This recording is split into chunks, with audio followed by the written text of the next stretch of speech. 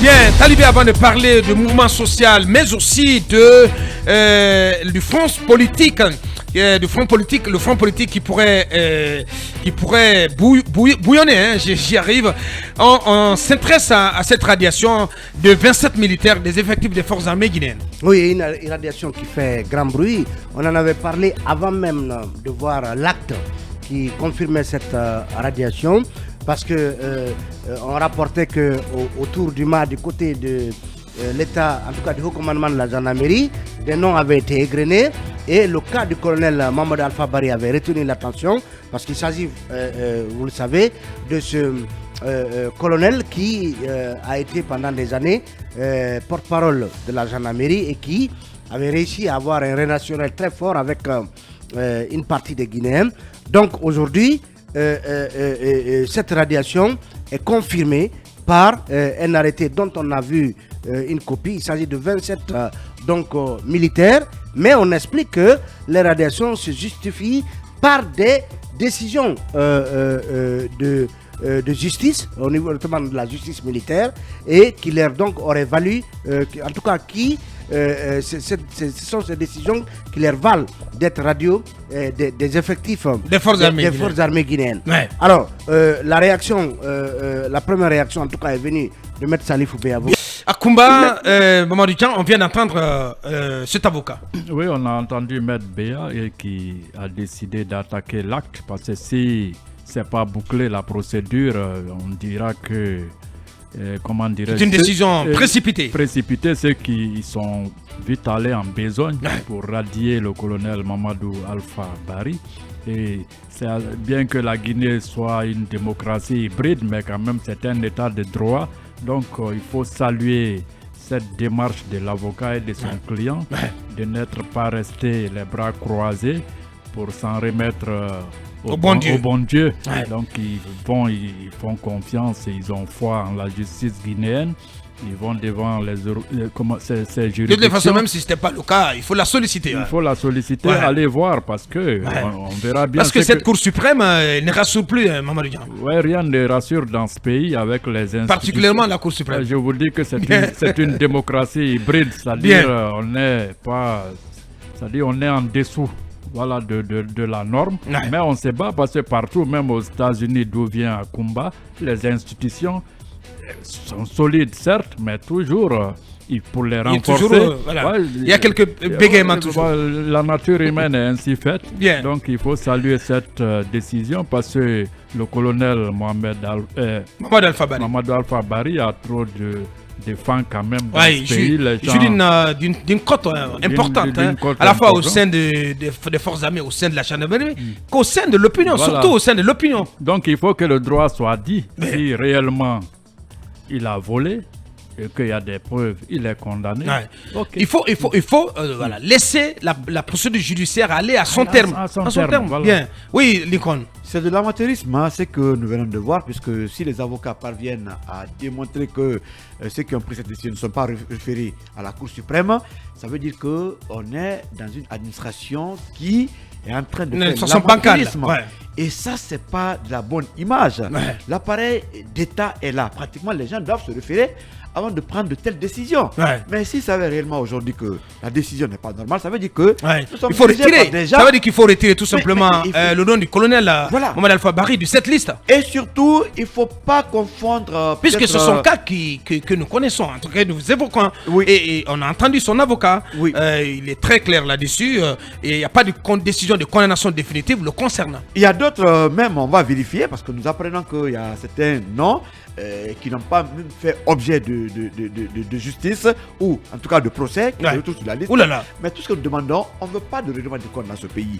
Nous voulons que les choses se passent dans les règles de l'art.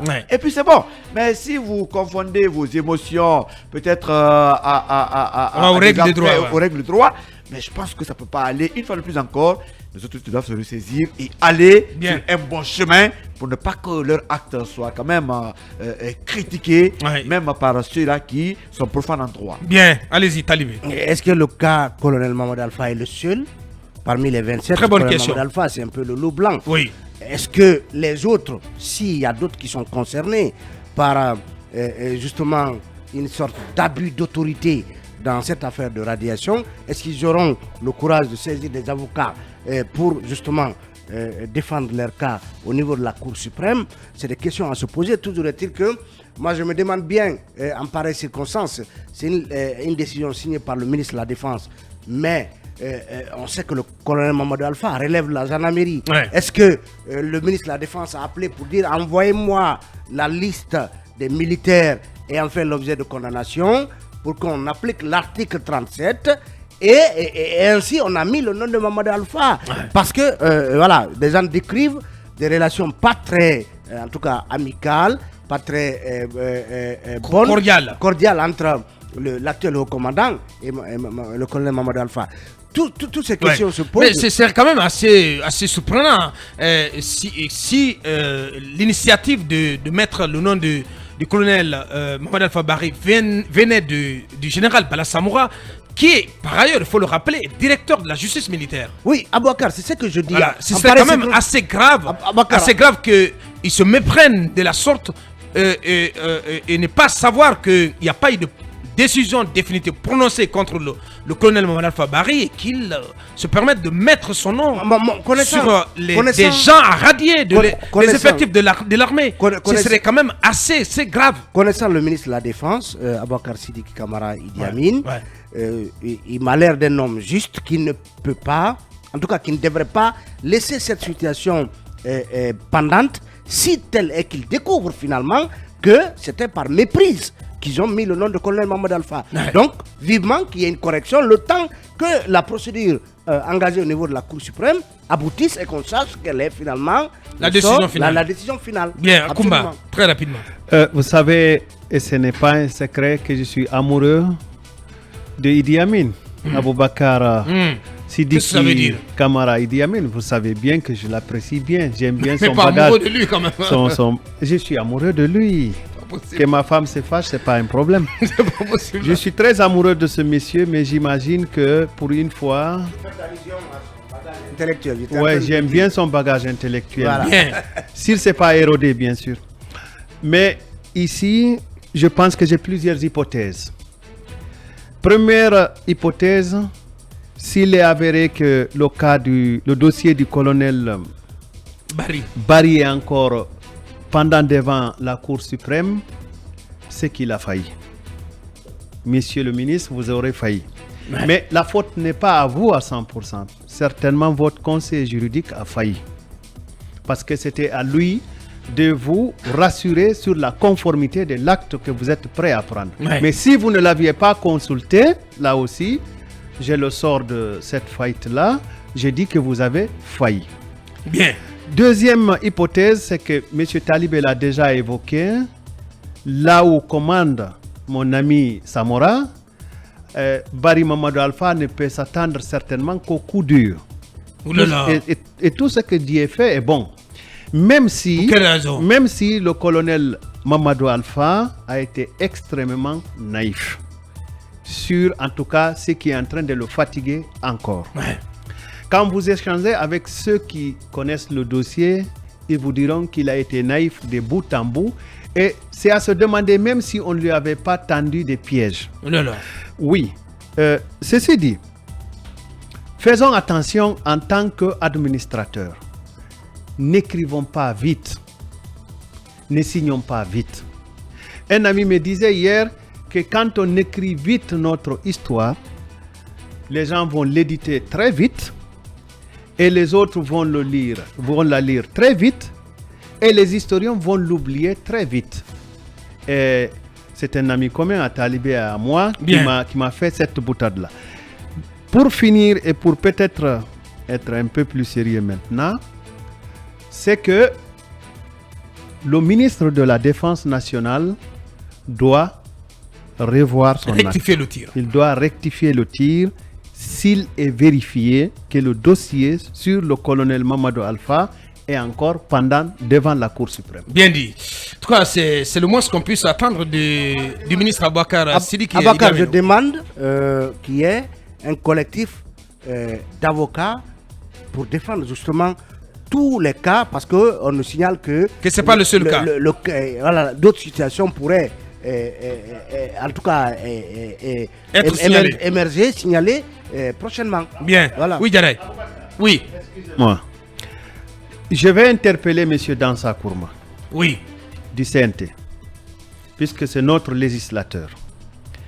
Il serait bien, puisque cette Cour suprême-là ne nous rassure plus. Moi, en tout cas, elle ne me rassure pas. Peut-être que vous en avez l'assurance. Mais non. Moi, depuis je viens de le dire. depuis le dossier des anciens dignitaires, cette Cour suprême ne me rassure plus. Ouais. Parce que moi, je suis esclave des procédures. J'aimerais bien qu'on respecte les procédures.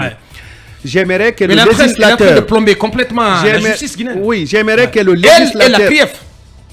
J'aimerais que le législateur, dans ça... Le couple de l'aveugle et du paralytique. Ah, bien sûr.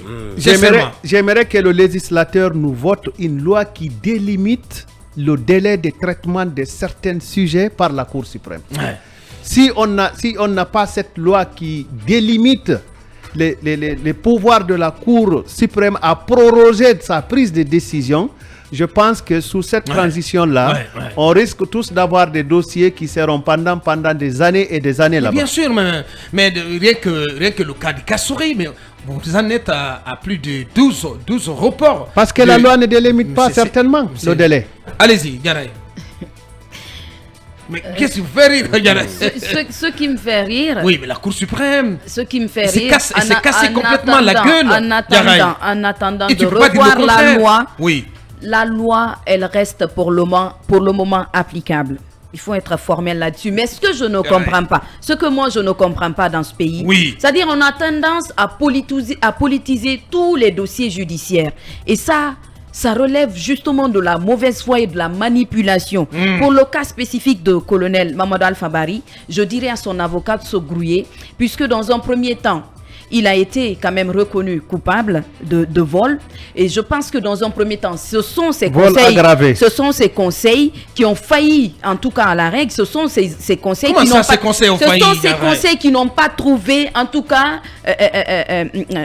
qui n'ont pas su le défendre comme il se devait.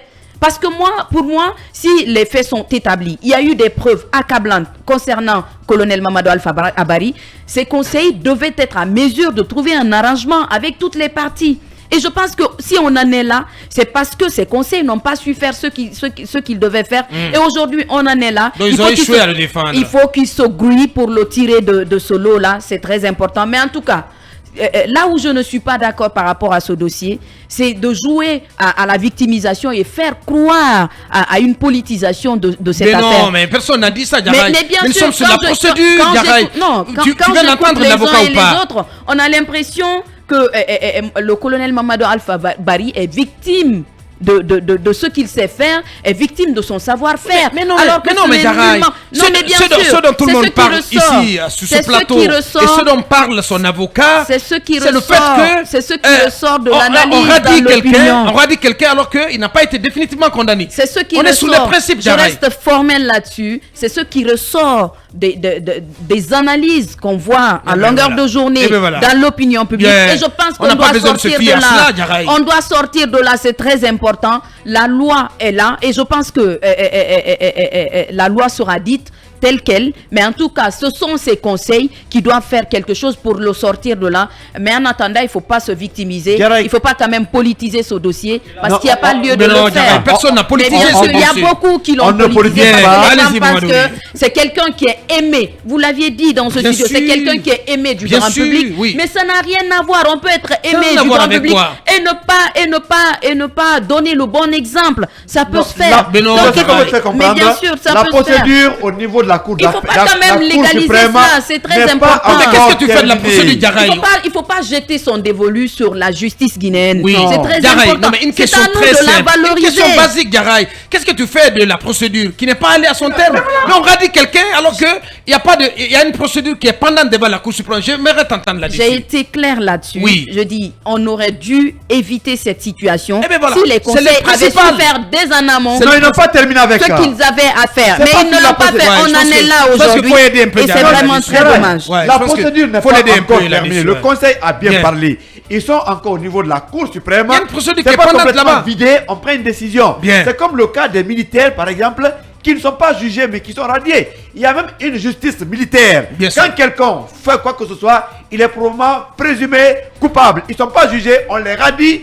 Il faut attendre la justice. Je n'en dis justice et vous ne voulez pas appliquer la procédure. Mais où sera la justice? Je n'en dis qu'on vient pas. Terre à terre, il n'est pas définitivement condamné. Voilà. Le dossier n'est pas vidé. Je n'en dis qu'on vient pas. Voilà pourquoi j'interpelle ces avocats à faire en sorte de le tirer de la. C'est ce qu'ils sont en train de faire. Tu parles de victimisation quand même. Oui, parce que c'est ce qui ressort de l'analyse dans l'opinion publique. Il faut que ça cesse. Ça a toujours été ça. Parce que depuis qu'il a été condamné, c'est ce qui ressort. Les gens essaient de s'apitoyer sur son sort alors qu'on ne devait pas l'être. Bien, Jara, bien. On se calme. Allez-y, Mamadouri, pour clore. Je pense que les choses sont claires. Vu donc la ligne de défense de Maître Béa pour son client Mamadou Alpha Baldé, le colonel, cela met à nu justement une sorte de légèreté des autorités militaires dans le traitement de ces dossiers, que ce soit maintenant le dossier du colonel Barry ou d'un autre militaire qui a été frappé par cette décision de radiation. Si l'article que les autorités militaires invoquent pour les radier mentionne en même temps que doivent être exemptés ceux qui sont encore en procédure, qui ne sont pas définitivement condamnés. Or, le colonel le colonel Mamadou Alpha Barry, pour son cas, n'est pas encore définitivement condamné. En conséquence, il devait être exempté de cette décision de radiation. C'est aussi simple que ça. Et donc, l'avocat se met en branle pour justement porter recours devant la Cour suprême, pourvu que cette Cour, justement, ait le courage, n'est-ce pas, de dire le droit de ce point de vue, sans avoir peur, sans doute, de la réaction de l'armée, parce que quand il s'agit de l'armée, les gens remuent 1000 fois la langue avant de peut-être parler ou de prendre une décision. Et il a quand même le courage, n'est-ce pas, de défendre ça. Je parle de maître Béa Vogui. Oui. Maintenant, le reste des réalités que nous connaissons, des relations entre Mamadou Alpha Barry et un certain Bala qui aujourd'hui tient les rênes de la gendarmerie, Idi Amin et tout le reste, et puis l'acharnement dont il a fait l'objet avant même cette affaire privée pour laquelle il est en prison, notamment quand il a préféré un certain ministre de la Défense ici par rapport à un autre. Vous savez l'histoire. Donc ça prouve qu'à un moment donné, il a fait quand même l'objet d'un certain acharnement pour des vérités crues qu'il a eu à dire. Mais cette histoire, c'est une histoire privée.